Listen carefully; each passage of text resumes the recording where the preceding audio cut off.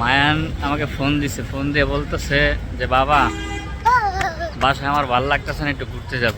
প্রায় আধা ঘন্টা আগে, 1 ঘন্টা আগে হতে পারে। তো সে বলতে, বাবা কি বলছিলে, বাবা একটু বলো তো। না, ফোন দিয়ে বাবাকে কি বলছিলে, তুমি ঘুরতে যাবে কেন?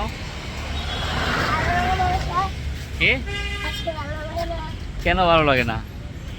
সব বাবুদেরই তো বাসা ভালো লাগে, তোমার কেন ভালো লাগে না বলো তো? হ্যাঁ, আচ্ছা, ঘোরাঘুরি করার পর তোমার বাসায় যে ভালো লাগে? হ্যাঁ, কি বলো? না, ঘুরতে হবে না, চলো আমরা বাসায় চলে যাই। কেন?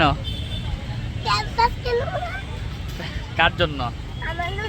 তোমার জন্য প্যাম্পাস লাগবে? হ্যাঁ, কেন, তুমি কি করো?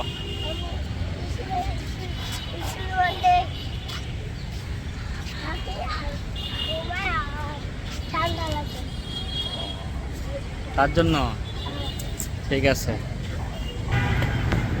ঘোরার জন্য যে পাগল, প্রচুর পরিমাণ পাগল ঘোরার জন্য।